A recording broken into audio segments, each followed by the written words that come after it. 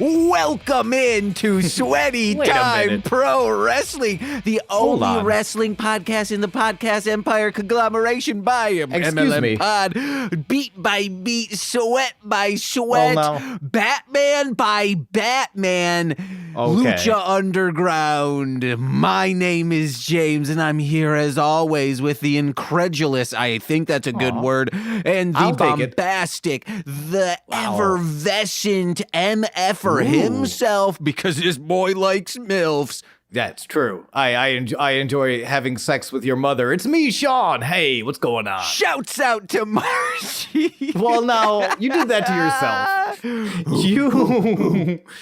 All right. James, first of all, it is wonderful to see you. Back at you. Happy Monday. Oh, happy Monday. Who are we? Garfield on opposite day? Thank you very much.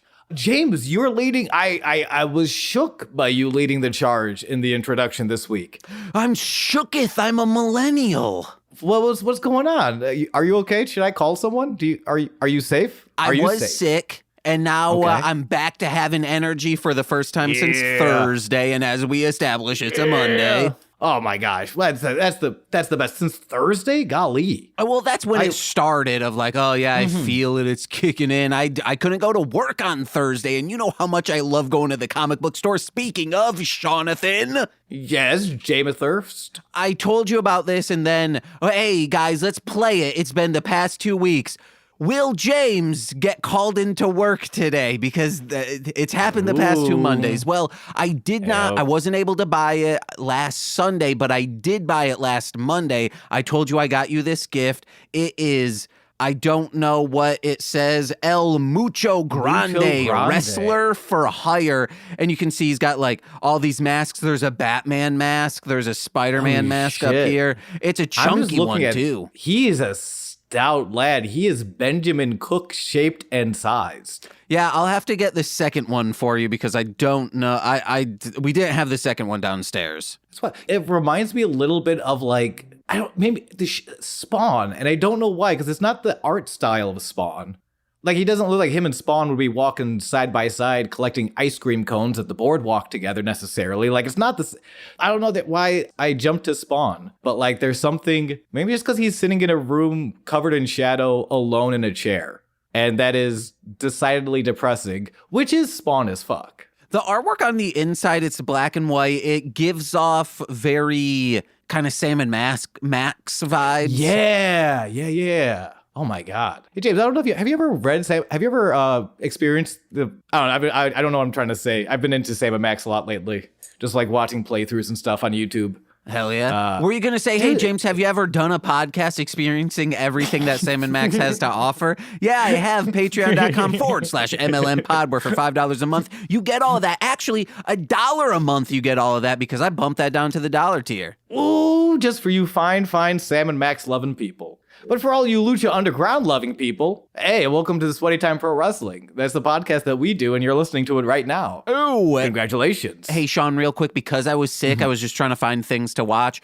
and I had started something, but then Nicole's like, hey, we have to watch something else. Like, I'm not watching this with you right now. Man, it's crazy how I haven't gotten into Glow aggressively, because Glow, it's what I want in all media.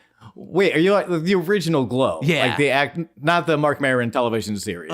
Even though that one's fantastic, should have gotten another season, but this novel virus, am I right? Novel, I think that's more what like it a was. short, more like a fuck, man, I'm not ready to be funny. And I don't know why. I've been up for hours. I should have been prepared.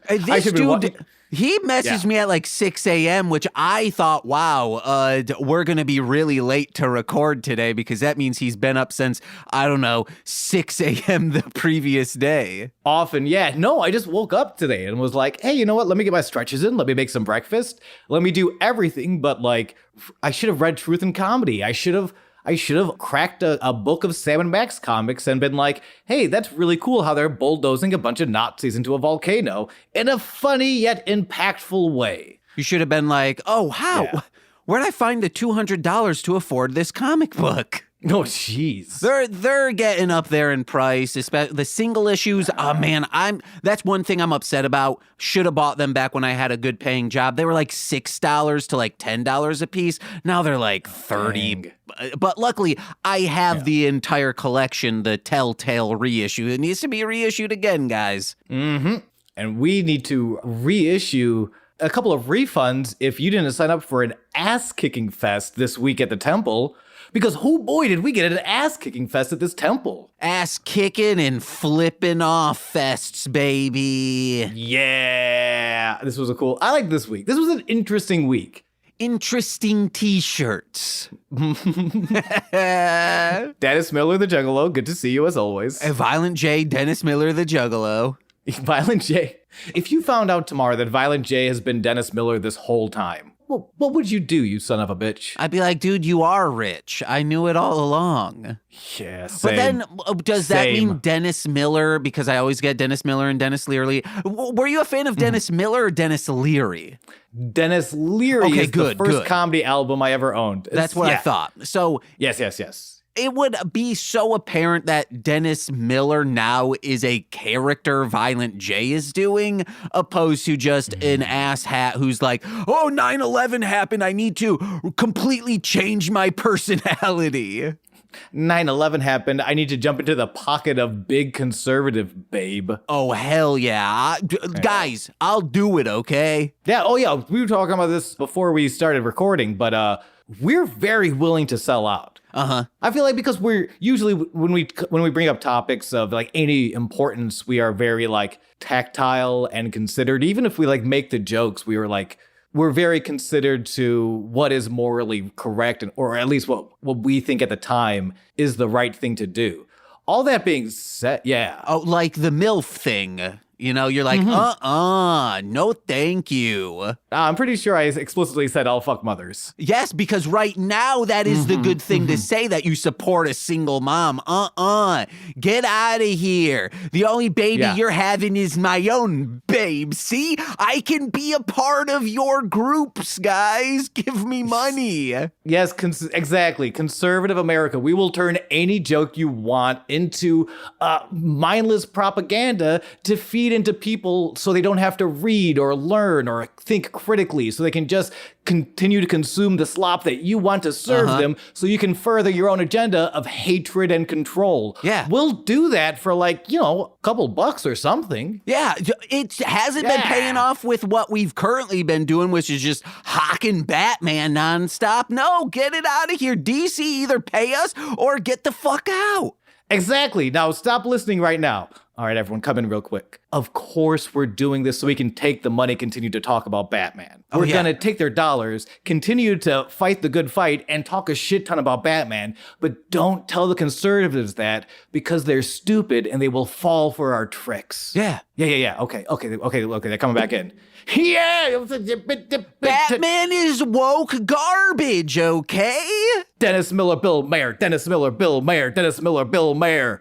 Yes, he's a billionaire and he punches up bad guys, but he also funds social programs, and every single insurance claim that is brought about within Gotham is personally funded by Bruce Wayne. Is this in one specific storyline? Yeah, probably. It's in a different world created by Sean Murphy that we talked in detail, 2 weeks ago, but it's still woke bullshit. Well, this is one thing, DC, if you're listening, it's Gotham. Legalize sex work, okay? Decriminalize it, whatever. That's a big thing. Once they do that, I think there's a lot more storylines. Penguin would be all over that shit. He's like, oh my God, I can breathe a little easier. I can finally legitimize my business more. I think there's some good stories to be had there, while also hopefully normalizing it here in the United States of America, and then maybe someday in Gotham. Oh, so in Gotham, but specifically in New York, the city that Gotham is based on, where sex crime is still outlawed. That's crazy. It's a Class B misdemeanor, which in 2025, with what we understand sex work to be and the the like it is mind-numbingly ignorant and backwards for that to still be a Class B misdemeanor in New York, the real world equivalent to Gotham. But of course, unless you don't want us to feel that way and talk about that, give us money. Yeah, please. We're malleable. We are clay. And the hands are that of Mr. Moneybags from Monopoly, okay? They can be molded by cash. I like how you can always tell how close it is to the end of the month based on how willing we are to sell out. Like, you can kind of track that. It's very...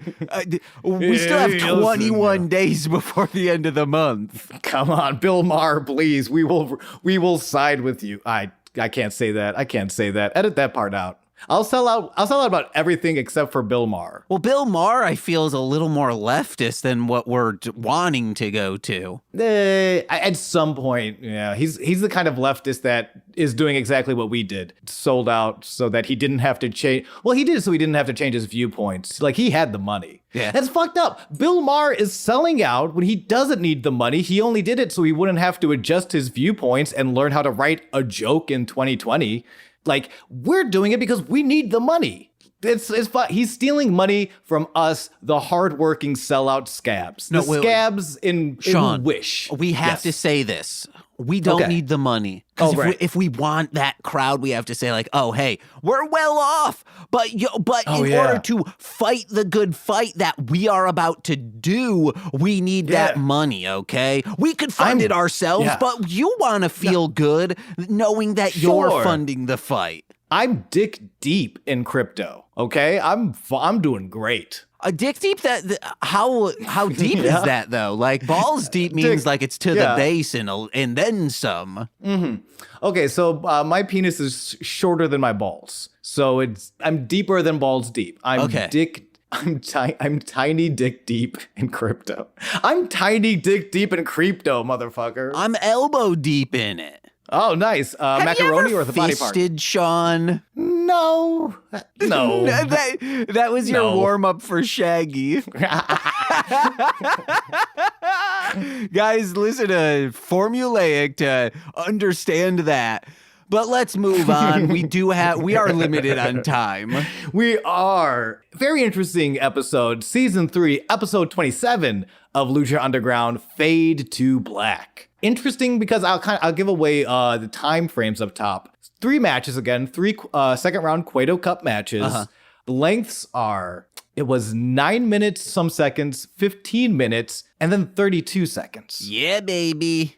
Like, such a weird, and they did this before where it's like, okay, if you're gonna give us a 32-second match, and that was the first match, I'm like, the next 2 better be just bangers, and they fucking were. Yeah. Like, I like that. I like when a little bit of TV show, like a match more for drama than actual wrestling, and then they're like, oh, by the way, here are 2 of the best matches you may have seen all year. Oh, I was about to be sarcastic when I'm about to say that. You love it when there is someone in programming who knows what they're doing. You do. Do you want to take a sarcastic take on that, just to see how that feels? Oh, I love it when someone's in programming and knows what they're doing. Oh, that's if right? I'm talking about, like, whoever was in charge of WWE when they first landed on Netflix. Whoever was in charge of turning Batman woke. Give us your money, conservative America. Oh, wait, we haven't talked about this. Cena gone heel, ruh-roh. Did you see that, actually? I just saw the clips of him like, hey, I have dyed hair now. I like it a lot. It's interesting. Okay, so we gotta be careful because I will go off on this and I'm not sure if, James, you're ready. I'm not ready because I haven't seen the turn. Okay. I just saw the clips. I saw the pics. It's interesting. I'm curious to see what a younger generation thinks of it, because I was there when Cena originally turned babyface, like in 2004 or so, and then became Mr. Make-A-Wish Foundation. I will never be a bad guy again. And this is his final year. The idea is that he will retire by the end of 2025. Oh, dang. So to see him coming back as a bad guy in his last year in the WWE it's giving back in a way. It's like, I'm gonna be the bad guy to make all the baby faces look good. like, I'm not the guy on the poster anymore. I'm kind of taking myself off of the poster by being, like there, you hear all these tweets of like parents who are being like, my little boy, he folded his John Cena t-shirt for the last time and put it in the back of the drawer. He said he'll never wear it until John sees the error of his ways. Like, that's taking yourself off of the poster, off of the mugs. And it's kind of cool to see. And like, just as a story, it feels so satisfying. It feels so full circle. To me, what it sounds like is those calls from Make-A-Wish kind of dried up. Now, hold on. That's so fucked up. So he's like, oh, yeah, I can finally turn heel now. I've been wanting to do it, but these goddamn kids, I love them, but God, I want to turn heel. Who is your Make-A-Wish call? You were sick the last week, so I'm sure at some point you're like, oh gosh, I might have to make that Make-A-Wish call. Who is it gonna, as a 30-year-old man, who's your Make-A-Wish call? Misty Benna, an OnlyFans woman. Hell yeah. Not to like, I just want to say like, yeah, man, you make good content. 2 thumbs up. Yeah, absolutely. Just so you know, we're fighting to legalize sex work everywhere. On our small wrestling podcast, the platform which we have. I think she's in the UK, so I don't know the stance of sex work there. Oh, okay. Then we're just, good work, Misty. Thank you. Well, I should reiterate what I did say. I said, oh, yeah, you make good content. Why you call? Because I was sick, yeah. Yeah, because it's a Make-A-Wish, yeah. Do you think that's performative? That at some point you have to be a little, like, obviously they're very sick. I'm not suggesting that they are falsifying their sickness, but do you think they ratcheted up when old John comes into the hospital? Unlike Disturbed, they are not ratcheting up their sickness, okay? Oh, that's okay. I'm sorry, Make-A-Wish Foundation. I heard, as I was saying it, I heard it, and I'm sorry. Shoot, did you want me to say like, hell yeah, those dumbass kids are ratcheting it up, saying like, bring me to Disney, even though I've heard bad idea, do not do that. It's just, it's a day when you are the sickest you'll ever be. Oh yeah, I'm at Disney World. No, but they push Disney on people, onto these kids, when in reality, they just want an AR-15 to do what Luigi did. Yeah, there is no way we can never sell out. It's too. Oh, I thought you were going to say there is no way we can release what you just said. No, I 100% feel like you need to release what you just said, and that's why I love doing this podcast, and that's why we just can never sell out. I don't know, man. If Wang Bang Poo-Tang can get in with the conservatives, I think we could pivot as well. Can you go? I don't know if you can go 5 minutes without being a righteous little scamp. Yeah, I can't. Pervert for justice. Yeah, you're a pervert. You're a pervert for justice, and I love that about you. I don't know if I've said it on this show. I think I just said it to Nicole, and Nicole's like, yeah, that is the most like autistic coded thing anyone's ever said to me. When I was in high school, I was like, I'm just going to do it. I'm going to be normal. I'll just be normal now. Oh, I've been there. I've been there, but like I've never said out loud, which is the extra level of autism of being like, no, I'm going to do it. I would just like cry it alone at night, just be like, I'm going to be normal tomorrow. This is going to be great. And all that is not talking. That's what normal to me was. I was like, if I don't say anything, people will be like, yeah, man, he's cool. He's mysterious. Hell yeah. Oh, God. That's the weird step of puberty they never talk about. When you realize like, oh, if I just don't say anything and become a hollow husk, I am exceedingly more fuckable, but like in the most toxic way, in the most like put your projections onto me because I'm too afraid to develop my own identity for fear of you not wanting to doink me later. Yeah, I'm not gonna be like, hey, Detroit rap music, it's so varietied, you know? You got the hardcore rappers, you have the performance ones, you do have the social ones. Did you know Jay Dilla is from Detroit? They never really talk about Slum Village. Isn't that wild? They kind of just erase that from his history. And then you just need to pay a kid to follow you around with an air horn that says normal. And again, it is not even, fuck normal. Be cool. Yeah, guys. And what is the coolest thing you'll ever see is a wolf flip off a puma. This is an awesome opening. It's the temple rooftop. It is nightfall. Puma is cursed by memories of his failure in the Grave Consequences match against Mill and Vampiro taking him under his evil wing. And he's been having these flashbacks for a couple weeks, but they seem to be ratcheting up. They seem to be getting more and more just to the forefront of his mind. So he's fighting with these flashbacks. He's trying to push them out of his brain. Vampiro approaches from behind the troubled former champ. He says, if you're looking for peace and quiet up here, you're mistaken. Whew, Vampiro. There's only one way to quiet those voices. I know. And that's, we'll James? say it at 3, 2, 1. Bagel Bites. Oh, not what? Bagel Bites. Okay. Bagel? No. Totino's Pizza Rolls. No! I'm going to smoothie up both of those for you and force you to drink it. I will just drink it. That sounds delicious. I don't think it'll be warm as well. Puma asks, I'm too scared and wrought for time to dig deeper into that. But use your imagination, listeners. Puma asks, what if he doesn't win? Vampiro answers, the voices will consume him and there'll be nothing left. The championship. Bagel Bites, aka the championship, because Bagel Bites is a metaphor for becoming the best in your field, through sponsorships, of course. Vampiro should go into, motivational speaking with that. That the voices will consume you if you don't become the best of the best? Yeah. Yeah. Honestly, okay, yeah, sure. Also, we know from Wolverine, he is the best at what he does. Those voices still are just screaming in his brain. That's true. That's deeply true. Yeah. It's a weird, if you want to get real with it, what Vampiro is suggesting is a lie. Yeah. Becoming the best, you know what it is? It's the stuff we were talking about before where Johnny Mundo needs the belt and Rey Mysterio just wants the belt. Mm-hmm. If the only way to silence those voices is the belt, you become a kind of a slave to the championship. You do not exist without that championship. You cannot be healthy without that championship. And that is such an ephemeral thing. The meta is constantly changing. People are bringing new decks to the tournament every week. I don't know why I made it a card game analogy, but follow me. I'm following. If you need it, it robs you of your identity. Your identity becomes the champion. But then again, that's on par for evil Vampiro advice. If that's what motivates you to get the championship, it might work, but what will it cost? Everything. Yeah. Go to therapy. Dude, just go to therapy. Or go to the WWE. That'll stop those voices. No, go to therapy. Well, that's what Puma does.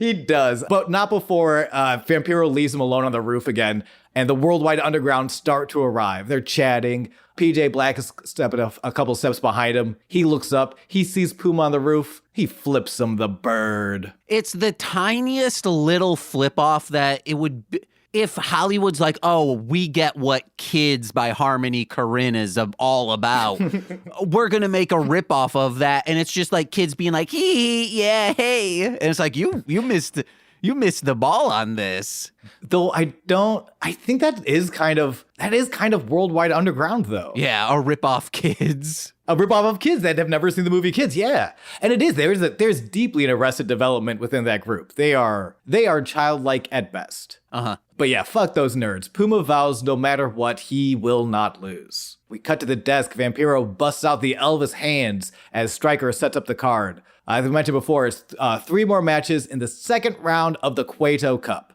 The giant tournament that's been spanning, it's going to continue to span further weeks. Huge numbers, and there's a lovely cup at the end of it. We go to the first of the second round Cueto Cup matches tonight. Pindar with Cobra Moon versus Cage. Oh, dang, I know Cage is gonna win. He's so tough. His story is leading him to that. Come on.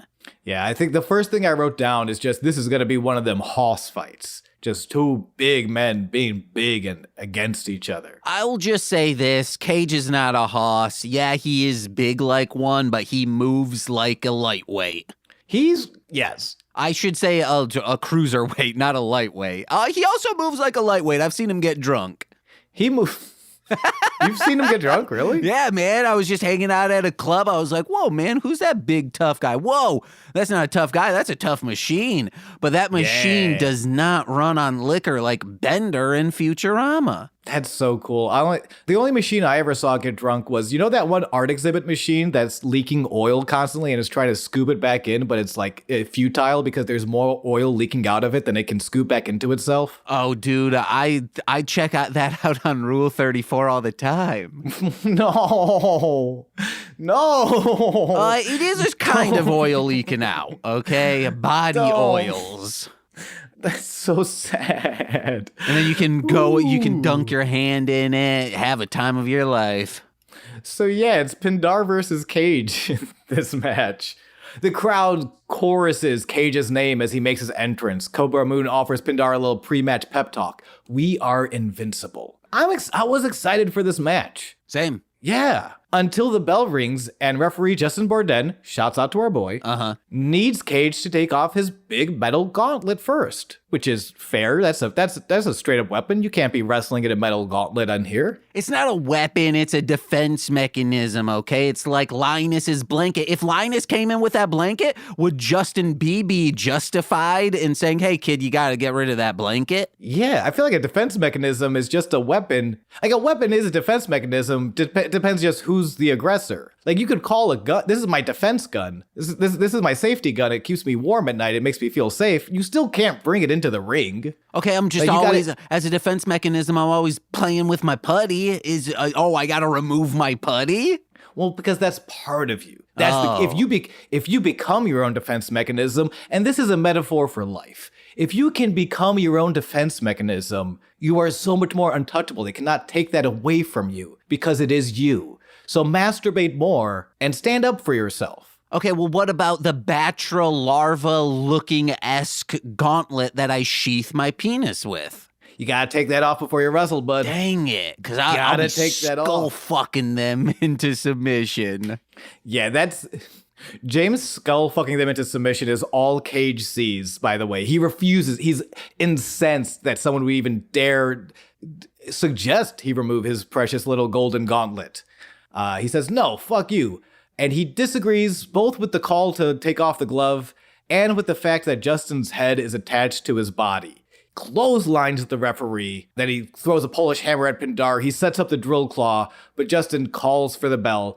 Cage is disqualified in 32 seconds. But luckily, that's where it ends. They all say, hey, I got a little heated. Deuces. Oh, no. Oh, we so wish that were the case for our beloved Justin Bourdin, who apparently just got his degree. Like, they even call it out. He's a fresh graduate, a fresh mind that Cage decides to fuck up with a drill claw after the bell. I screamed, hell yeah, Justin. It was cool. He took that shit hard. Cobra holds back Pindar because Pindar's ready to go. Cobra sees the strategy of this all, though, because a win is a win and Pindar will be advancing in the Cueto Cup. I do think if Pindar had been like, no, I'm fighting, I'm getting out of your way, Cobra Moon, I think Dario would have come out and been like, no, yeah, if he wants to fight, let's start the match. Probably. Dario's a sick little fuck like that. And we kind of see that in the second match of the evening, another second round Cueto Cup matchup. Dante Fox versus Son of Havoc. Two of the best. I was so pumped for this. I'm like, yes. This match goes so hard. Fox comes out first. Son of Havoc comes out second. He's making the high fives with the faithful, just being everyone's favorite little baby face. And as he's making those high fives, Son of Madness, who we were introduced to very recently, Sergeant of Arms for the biker club that Havoc left behind to join Lucha Underground. He arrives to jump Havoc from behind. He's still upset over whatever happened when Havoc left that club. Madness is here. He has a chain and he chokes him from behind by the neck. He's like, glug, glug, glug, glug, glug, glug, glug, glug. The sound choking makes, you understand? Sean loves getting choked from behind, guys. I join a biker club every week just so I could leave them without notice and then get choked from behind by a large man in a mask. Yeah. Damn. He since it's behind, he envisions like, well, this could just be like a burly MILF. Come on. Yeah. By the way, you're seeing my new band, Burly MILF. We're playing this weekend. Yeah. Yeah, I'm seeing. Yeah, I'm calling off work. I'll just say, yeah, the sickness came back. They fight over and like having it's so cool to see how like just hero mode Havoc is in, because he doesn't just die. He fights off Madness. He throws him over the handrail, then he dives like a bird of death. He flies at him. They continue to fight in the crowd until Madness eventually gets the upper hand with the chain, just levels him in the jaw, kapowie. And he's just kind of lying there. Madness walks away. This is going to be an ongoing problem for Havoc, obviously. He's got to take that chain back and choke him to death with it. Yeah, or me. What? Oh, yeah. Yeah, cool. Dario comes out of the office. He says, to be clear, this match will not be rescheduled. So Havoc has two options. He can either forfeit or get ready to fight. James, what do you think Son of Havoc chooses out of those two options? Well, if there was a third and it was Bagel Bites, he'd be choosing that. But the Bagel Bites would give him the energy to go into that ring, which is what he's doing. That's all he can think about is the post-match Bagel Bites. Yeah, there's no Bagel Bites for quitters. No, of course Havoc is gonna fight. Winners go home and fuck the Bagel Bites. What? Oh, excuse me, James. What? Because isn't that the, quitters go home and then winners go home and fuck the prom queen? Yeah, no, it's, I like what you said more. I think that's the phrase moving forward. Winners go home, losers go home, and they fuck the Bagel Bites. No, winners go home and fuck the Bagel Bites. Oh, okay, then the losers have to eat the Bagel Bites. Ookie Bagel Bites. Oh, dang. Oh, I don't care. As long as it's Bagel Bites, branded Bagel Bites, it can be covered in whatever. I love this first 30 minutes. It is either the best podcast we've ever done or the most unlistenable, and I can't wait to find out which. I think 5 minutes of it's unlistenable, but that 5 minutes that's unlistenable informs the really funny stuff. So it's like watching a movie that's a slow burn, but this is the burning is rough for, it's oh my God, but before you can even turn it off, you're oh, we're full force now. Full force into some Bagel Bite. Yeah, that we fucked because we're winners.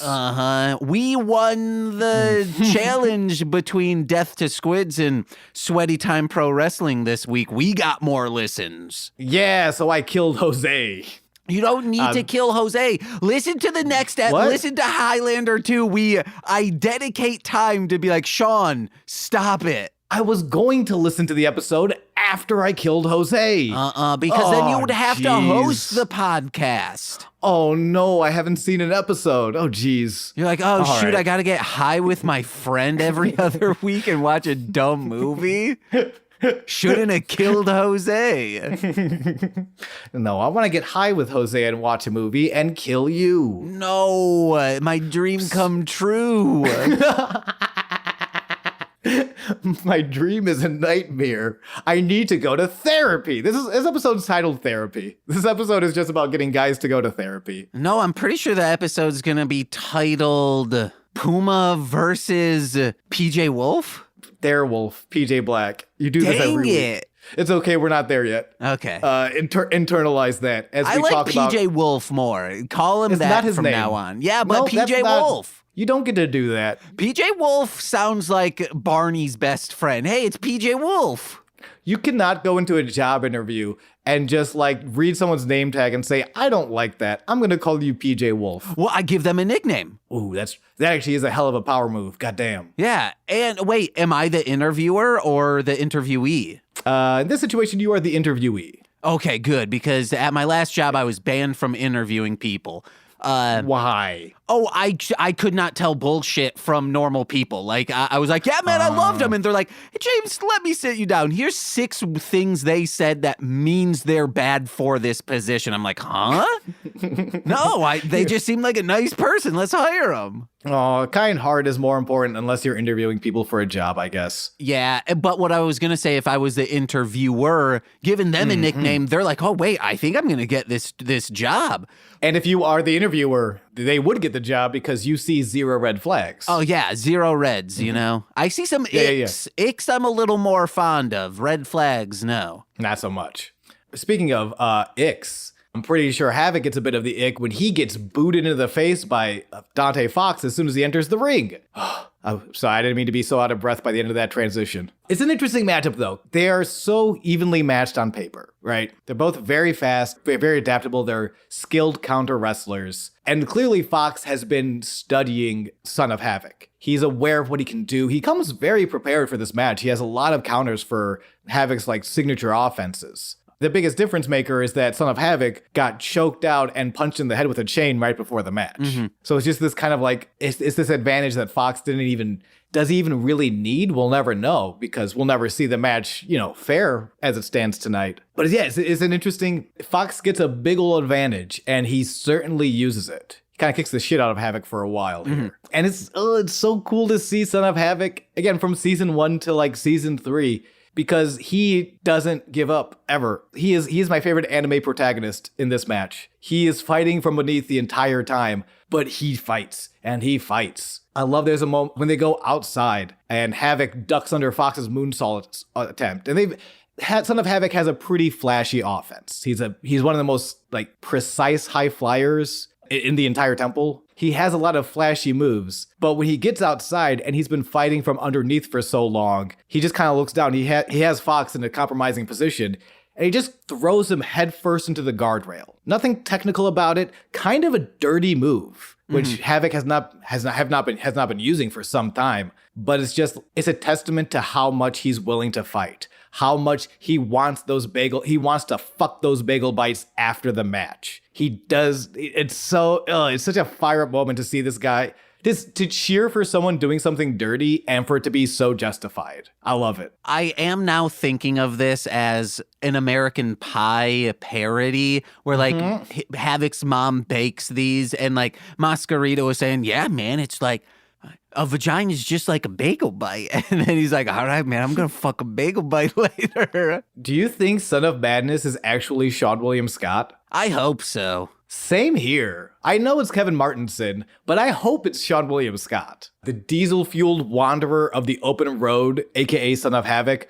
loses turnbuckle positioning to the veteran.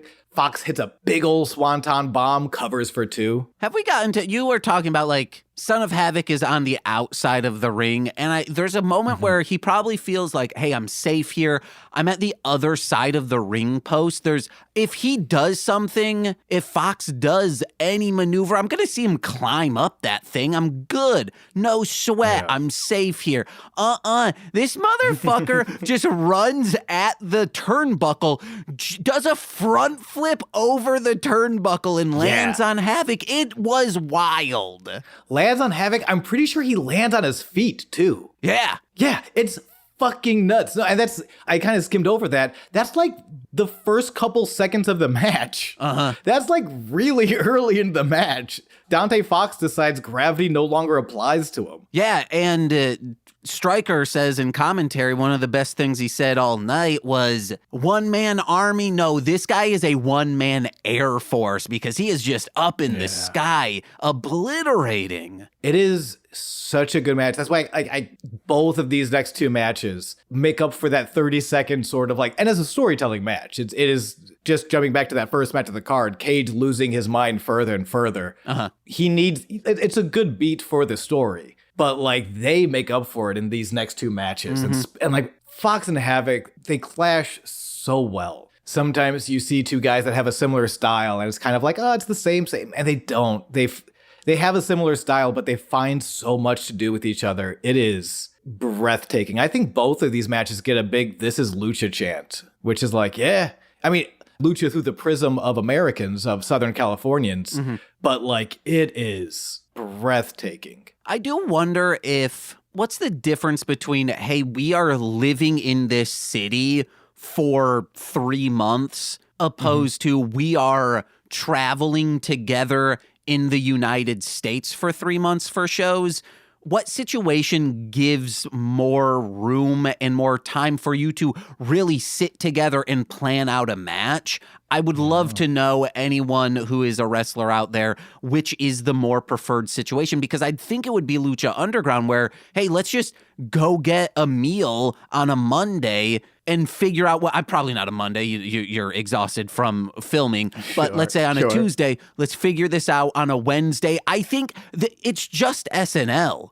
Ooh, interesting. Just less cocaine, and you only have to, you're getting one match. You don't have to worry about, hey, we're pressed for time. And to be fair, it depends on the year, the era, because there was definitely more cocaine if you go back a couple of years. Well, I'm saying Lucha Underground. Is professional wrestling the one area of entertainment that has more cocaine than Saturday Night Live? I don't know. I would say disco and country in the 80s probably had just as much.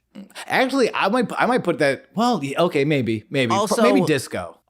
The movies that I have watched for my podcast would argue a lot of sci-fi and shit like that in the 70s and 80s. Lots of cocaine, especially if it was a sequel. Especially if it's a sequel and it is not the original director. Yeah, or it's a sequel where it's like, oh, that last one did really good. We need another one next year, same time. You have a 9-month turnaround, cut included. I really want to watch Maximum Overdrive right now. I'm going to finish the podcast. I've never seen it. Yo, we need to watch Maximum Overdrive. It's one that's always on the top of my list, but it's always in a situation where it's like, well, it's not anywhere on the internet to just stream. Damn it. Okay, we're going to finish this podcast, fuck a couple of Tostino Bagel Bites, then we're going to kidnap Stephen King, and we're all going to watch Maximum Overdrive together. Yeah. Yeah? Yeah, I'm fine with that. Hell yeah. Let me get to the end of this match then. Just a real quick thing. We will say to Stephen King while we're watching it, it's like, hey, do you want to sell out with us and kind of like just stop being progressive? Yeah, do you want to stop being like one of the coolest voices on Twitter? Yeah. And he'll be like, no, fuck yourselves. And we're like, damn it. And we'll realize the error of our ways because Stephen King is the light in my life. Yeah. Yeah. Doubles. Son of Havoc. And it really is. I think that's one of my favorite things about this match is watching Son of Havoc fight from underneath and like get back on top. Like what Dante Fox maybe taking it a moment too long and Son of Havoc coming back. Double stomp into the standing moonsault combo. Havoc's fired up now. He climbs to the top rope. Shooting star press, but the pool is empty as Fox rolls away. Foxcatcher connects. He pins Havoc for the 1, 2, 3, 9 minutes, 6 seconds. The post-match, I'm heartbroken. The crowd is heartbroken. There's definitely dueling chants. People are very excited for this match, and they're excited for both of these guys. But Havoc has been the underdog pretty much since he turned. Mm-hmm. Since the trio stuff, there feels to be such a swelling of people want to see Havoc with the belt. They want to see Havoc be a top guy. But he's got to deal with this Sergeant of Arms coming after his ass, choking him out and doing whatnot to him. Uh-huh. Meanwhile, Fox is going to continue to advance in the Cueto Cup. There was one slam to the floor that was just brutal in this. I don't remember. Off the apron? Yeah. Oh my gosh. It starts with a strike exchange. I'm a sucker for just, all right, we're tired. I don't know what to do. I'm punch you in the face. Shit, you punched me in the face back. I'm going to punch you in the face. Why did you punch me in the face back? They do the exchange, a couple of counters. Havoc finally gets Fox onto his shoulders. And it's fireman's carry, F you or a Death Valley driver. He's going to do it onto the apron. He does it from the apron to the floor. Ugh. It's disgusting. Yucky. It's dig. That's the thing. They saw Cage go 32 seconds and they're like, okay, both of these matches are just going to be they're just digging into the dirt looking for their fire and they find it every time. Ugh, I love it. But the next segment we find, speaking of sequels, we find a good idea for one. We go to the gym and we just hear Mundo off camera pitching Ghost Dad 2 to the rest of the Worldwide Underground. But here's the thing about Ghost Dad 2. No ghosts, no fathers. It's so funny. Johnny Mundo is a genius and he will save Hollywood. That's why he's Johnny TV. They're trying to keep him out of the movies because he's too good. Uh-huh. The creator of Ghost Dad 2, No Ghosts, No Fathers. PJ walks up. He's getting ready for his second round Cueto Cup matchup. Wait, real quick, no gods, no masters. That's his mantra. No ghosts, no fathers. No fathers. Yeah. Johnny Mundo's libertarianism. No ghosts, no fathers. Ghost Dad 2 is no longer libertarian. That's why I follow Johnny Mundo. He turns libertarianism into Ghost Dad 2. Yeah. Which, by comparison, is so much better because it's not libertarianism. Yeah. Hell yeah. So yeah, PJ Black is here, aka PJ Wolf, but not really. He asks Johnny what news is so important that it could not wait. And Johnny is stoked to introduce to PJ the future of Worldwide Underground. And the rest of the group sort of part the Red Sea to reveal a short, round, bald man. This is Benjamin Cook, played by the guy who wrote Last Action Hero, David Arnott. Which, whoa. I don't know, that's a cool little credit. I was like, damn. Benjamin Cook is like the sleaziest of sleazy Hollywood agents. And he nails it. He is representation for the Worldwide Underground. He even greets PJ with the traditional Hollywood greeting of hollow praise just vague enough that you're not sure if he's actually seen any of your work. You know, it's just like, oh, that's a lot of nice words, but you didn't say anything. That's the perfect description of Benjamin Cook and this sort of like greasy agent, this greasy entertainment business type. And then he kind of like expands to the group. And he's giving this rousing speech, and everyone's like, and it's a really good speech. People are getting, the music swells. I also love that the Worldwide Underground continues to have different music from the rest of everyone else. Like when everyone else is doing in the temple, the Worldwide Underground have their own Hollywood score, and I love that. But yeah, the music's getting all inspiring. Everyone's being like, yeah, yeah. And then Benjamin Cook calls Johnny Mundo. And then the music, there's like a record scratch. He's just like, it's actually Johnny Mundo. Benjamin Cook's like, yeah, Johnny Mundo. That's what I said. You guys are good. You guys are so great. You guys are so good too. Maybe not you. He just points right to Ricky Mandel. No. Get fucked, Ricky Mandel. I love it. He promises the magazine covers, cereal boxes, billboards. Not you, Ricky. Ricky, get the fuck out of here. You're only an intern. Get the fuck out of here. Cook assures PJ that if he does his job and wins, the rest is all going to be on Cook. The Worldwide Underground will own Lucha Underground. Yeah, but it's match time. PJ smiles as he gives Johnny a fist bump, but accidentally, leaves Benjamin Cook hanging. Yeah, I also really liked how he goes, oh man, that Dario guy, he sounds like someone I'd get along with real well. He sounds like a good guy. And it's like, no. Yeah. But also, I don't think Benjamin Cook is not a good guy. He probably will get along with Dario really well. Yeah, when I saw him, I was like, I do not like this direction. I do not like this character. Luckily, I just had something spoiled for me while looking up his stuff, and I saw how many episodes he's in, and I am very excited about the number of episodes he's in. Fair. I think I saw the number of episodes. I like the character. I like how much I dislike the character. Yeah. And I think it fits in well with the goofy villains that are the Worldwide Underground. Because there is... I don't know, because I'm not super familiar with Los Angeles, and like, you know, I didn't grow up in Los Angeles. I didn't spend a lot of time in LA. So on some levels, this feels like it's kind of hitting that stereotype of the LA sort of like a little airy, can be taken advantage by these greasy Hollywood agents. So it's like they're playing into that stereotype, but I think they're doing it in such an obvious way and in still a very goofy way. Yeah. Just the fact that he takes the time to shit on Ricky Mandel gives him a lot of points in my book. That he is funny, but I'm like, is this the direction we want for the Worldwide? We can't just keep adding new people. That, I think, was mainly my issue of like, no, let's just have the core four and Ricky Mandel, and then we can see where it goes. Yeah.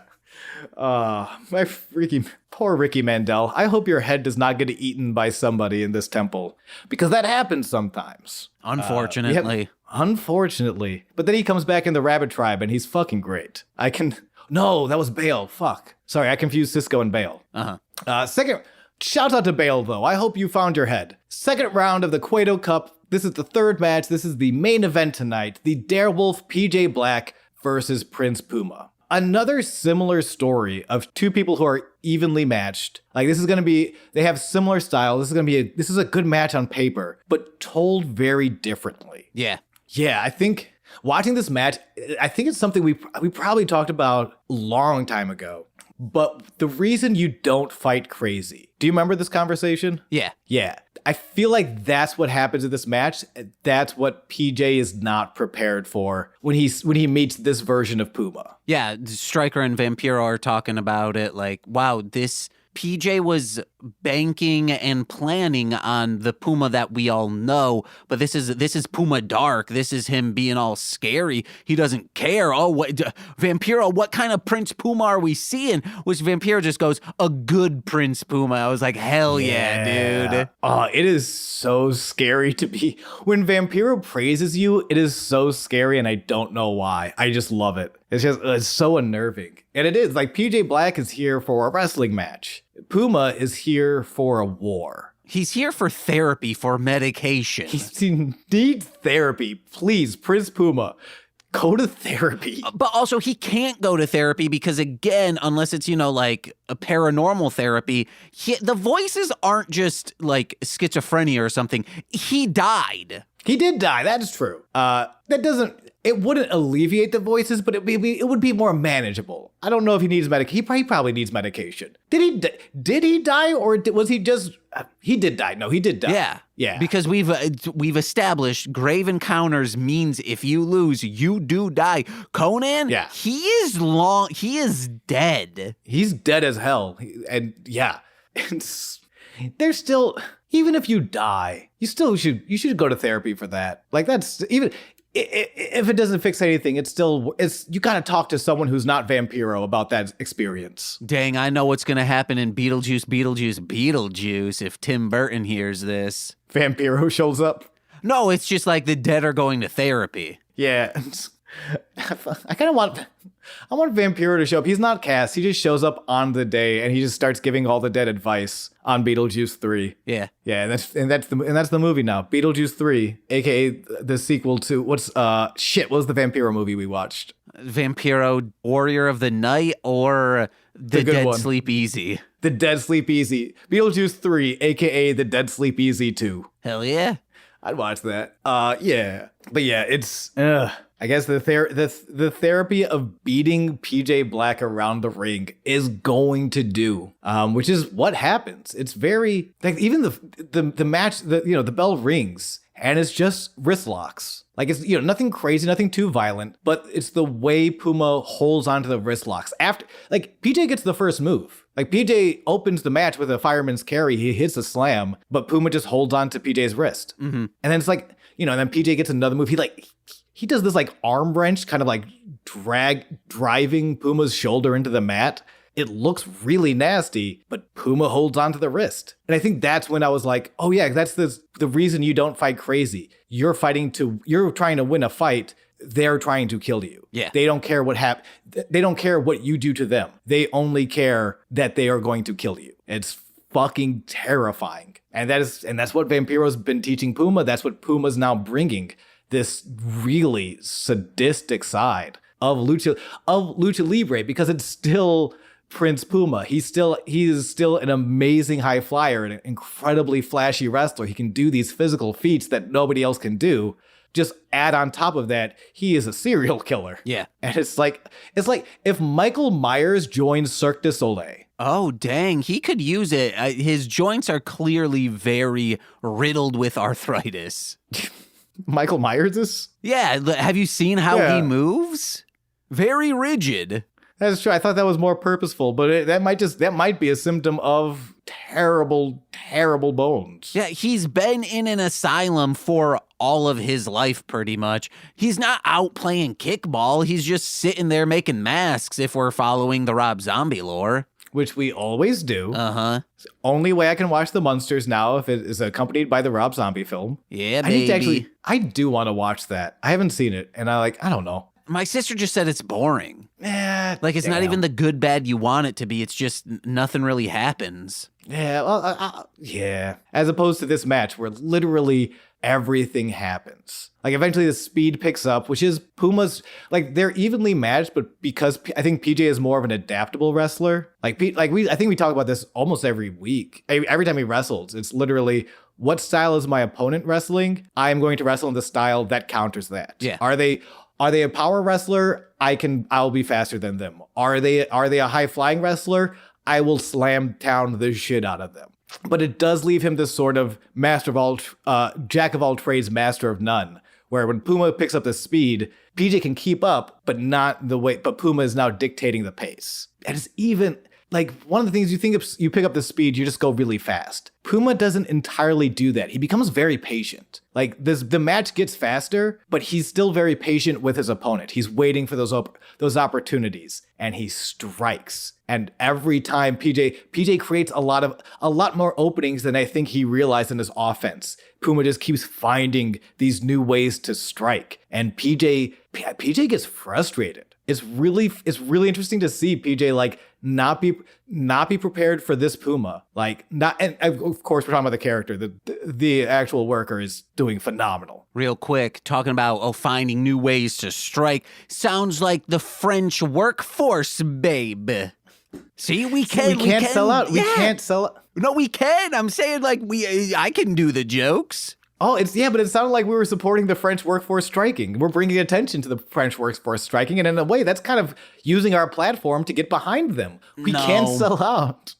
You got too pure a heart. No, I'm saying, they'll find anything to strike about. Ugh. Just like work, okay? Be grateful you have a job. Yeah. See? Then strike because they're taking advantage of you. No. And stand up for yourself. We will reclaim the means of production, and we will rise there. They have the guns. We have the numbers. This is a wrestling podcast. This is my motto. You want to strike, get struck. Wow. This is my motto. You want to strike? You better meet me at the bowling alley. Ooh, get a turkey too. Yeah, gobble gobble. I'm opening a bowling alley. Come through. Wait, you are? Let me work there. I've been thinking about going down to Waveland Bowling and being like, you hiring? Yo, honestly, let me know. I will also go down there and then ask if they are hiring too. I feel like we'd be fun. We'd be fun bowling alley guys. Yeah, we'd be spraying those shoes. I'd have to wear a mask because it probably smells. And then we pick up 2 bowling balls and we do the hey, look at my heavy nuts jokes like all day long. All day long. We would say our heavy balls. We don't need to say nuts. Then we go to the what? We go to the bar area, scoop up some nuts, and say, "Look at all my nuts! Look at these big old balls! Yeah! Oh my god! You'd be hooking up with MILFs left and right, man. That's the one thing that doesn't change. If you're a MILF out there, I'm sorry. I'm much more respectful in person. I don't know what this podcast does to me. Unless you're one of those MILFs who, is into not getting respect in the bedroom. Hey, as long as it's consensual disrespect, this is what Sean is in the bedroom. No, this is what Sean is the person that needs to go to therapy and stop talking about MILFs on podcasts. No, that's what man. I need to do. But what do you mean, what you need to do is not go to therapy instead of talking about MILFs, is actually get in the MILFs. That's what you need to be doing. Shouts out to Margie. That's how this episode started. Yeah. You realize that's how this episode started. Yeah, you're always shouting out to my mom. Respectfully, in a non-sexual manner, sir. And all the MILFs out there are shouting out your name, too. All right, no one's allowed to have sex with me. No. In their kid's bedroom. Ooh, no. That's what they're into, these freak MILFs, okay? I just want to talk about wrestling. They're like, James, don't worry, please. the maid comes later, and I'm coming now. Oh, just spraying everywhere. Don't worry, it's a kid's room. It's covered in plastic. It needs to be easy cleaned, okay? Because kids are gross, and so is this MILF. Oh, yeah, kids are gross. Yeah, And no, so they're not is like the this MILF. fine dining. No, just like you fucking sick bastard. It's a good thing I'm not like late in life, I'm a widower or whatever, because I'd be like, yeah, man, all these MILFs are trying to spray their kids' bedrooms. And I'm not into it, but like, they're MILFs. Of course I'm going to. I respect them. I am going to go out of my way every day and do everything within my power every day to make sure that you die before Nicole. Okay. Because I cannot have you running around these MILF-ridden streets as a widower. I simply cannot. My conscience won't allow me. Or because Nicole, she grew up Catholic, like you. Make sure Nicole and I do a murder-suicide pact. I assumed that was already in the works. Oh, well, probably. Like, if there's an atomic bomb coming towards us, if we owned a gun, even though canonically on Mostly Speaking Sentai we do, we'd own 2 guns, one in her mouth, one in mine, and we both pull the trigger on each other. What if that's my Christmas gift to you next year? It's an appointment with a lawyer so you guys can sign a murder-suicide pact together. All right. Hell yeah. Just like last episode, I'm pretty sure that's impossible to do, such as in your will, cannibalism is okay. Yeah, of course that. Wait, I forget. Wait, did I want to eat people or did I want to eat me? Be eaten? Oh, yeah. Okay, thank you. I was trying to remember, like, do I want to eat people or do I want to be eaten by people? I guess really both. Yeah. What if I'll tell the lawyer this, what if I do a brand deal, get chopped up into little squares, thrown on a pizza bagel bite? People eat me and fuck me, and then it's both necrophilia and cannibalism. Make that a Totino's roll, and now we're talking. Oh my God. End the match. Backslide into roundhouse kick. PJ has to grind and ground Puma down. Eventually, that's the only way you can find any opening, because Puma's giving him nothing. All pro wrestling is cool. Sometimes you taunt, you wave to the fans. Not with serial killer Puma. Not with Puma Black. He'll kill you in the face. So he's grinding him down, and every time he takes a half second to pose, Puma capitalizes. There's this one trick, he trips him into the corner he kicks out his knee. PJ Black is running, sprinting at Puma. Puma kicks out his knee, trips him in the corner, 619 into springboard elbow. That's the thing where it's there's still exciting Prince Puma moves, but they're being done by a serial killer now. Yeah. The last thing that he does starts with just a really non-move, but it is so violent looking that you're well, Prince Puma wouldn't just kick someone into the corner, but he does. Yeah. And even when you expect PJ to be violent, he's a bad guy. He's a naughty little boy. Puma's just so resilient in that kind of you can't hurt me unless you kill me kind of way. PJ, he throws him off the top rope, and he, in a really violent kind of get the fuck out of here kind of way.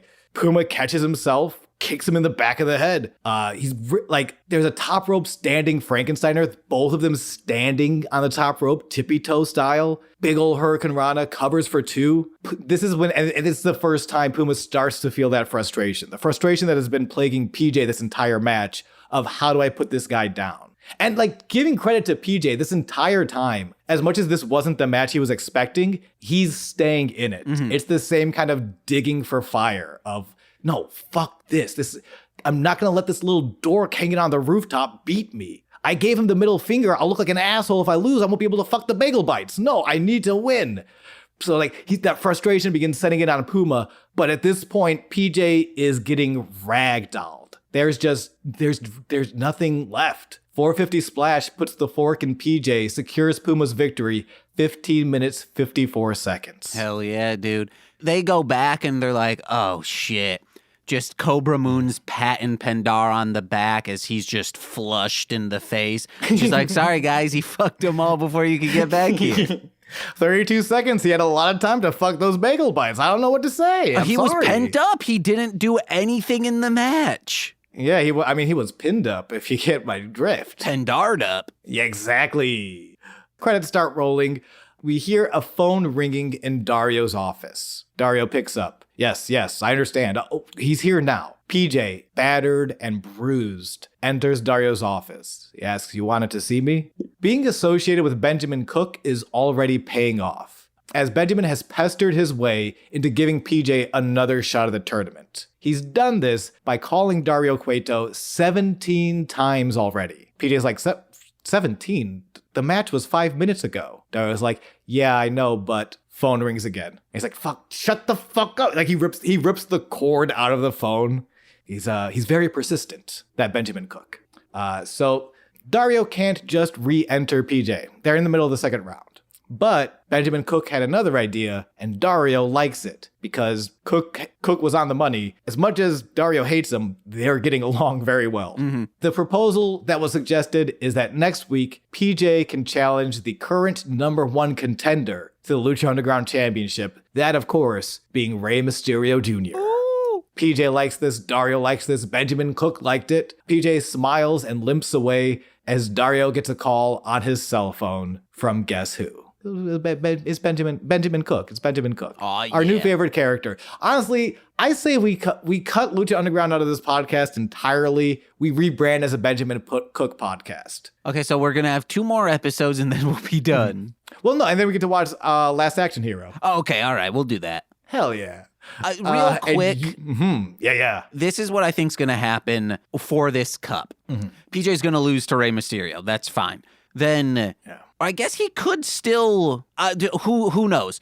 What I think's going to happen is Puma's going to go all the way. He's going to take the championship from Mundo, and then he's going to have to, at Ultima Lucha, go up against Rey. Rey's going to beat him and, in a sense, pull him back from the darkness. It's going to resolve. Puma will leave the temple a good man, and then that's why enter the WWE as a bad man. So I think that's not true. He seems like a nice guy. That's why he couldn't wrestle for WWE until after Ultima Lucha came out, because then people would know, well, he can't win. He can't leave the company with the belt, you know? Yeah. And even outside of like what we know about him, his contract status, like, yeah, I want to see Puma go all the.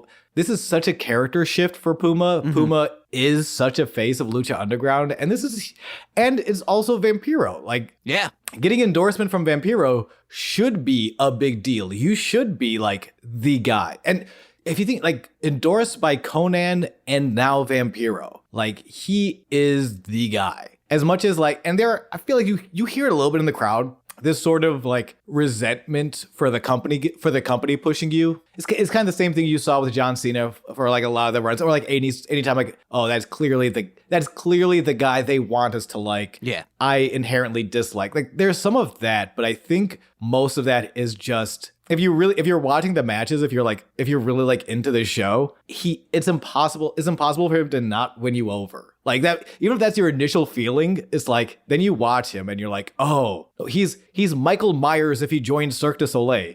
That's exactly what that's such a good wrestler. Yeah. How are you not a fan of that? That's like, yeah, I want to see Puma go all the way at this point. I would like to see Puma. Yeah, go all the way, fight Mysterio at Ultima Lucha 3, get that rematch, and no longer being like respect.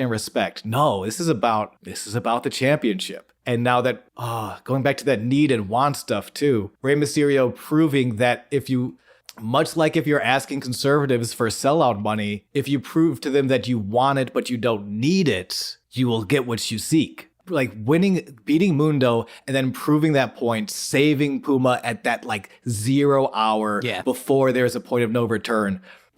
And it's not, they could do something else entirely. Obviously there are stories we might not even be considering. There are so many options and avenues, and all of it circling fucking Prince Puma, who, by the way, if you're watching now, you might know him as Ricochet. He has also kind of delved into a serial killer gimmick. And it's fucking, God, I'm terrified of this sweet, sweet man. And it's great. Thank you, Lucha Underground. And thank you, listeners, for listening to another episode of Sweaty Time Pro Wrestling. You can find us all sorts of other ways. You looking for me? You looking for little old me? How about you go over to twitch.tv/Goose Von Kaiser. You watch me dick around on some games and have myself a good time.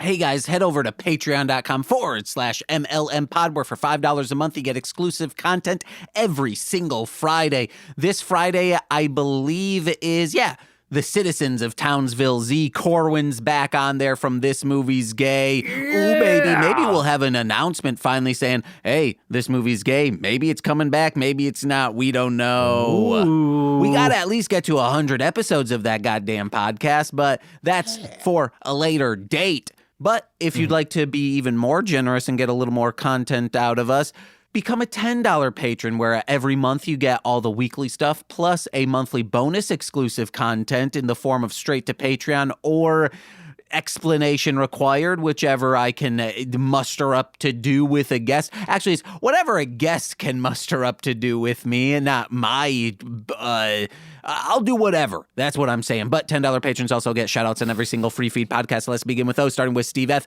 Eric Berry of Ranger Command Power Hour, Alex Z. The Waz, Orion, my Bickle brother in common law, Joshua, Jake is Steve Barnes, a sweet child of time, my mother, Lil Corey's BFF and now former roommate Shane, the aforementioned Core Winning from twitch.tv/Core Winning. It's Core Win. From the ROM Complex, as well as Formulaic, a podcast and script writing, it's twitch.tv/R2Shelby2. And from Speed Radio, a podcast in all things Sonic the Hedgehog. And last week's guest over on patreon.com/MLM Pod, where we did a game book for literary speed run, where we lost our minds. We descended into madness because those game books suck. It's Tay, a.k.a. Zinny D. I've been James. And I've been Sean, and this has been Sweaty Time Pro Wrestling. A purple prancer forever, be like Bob.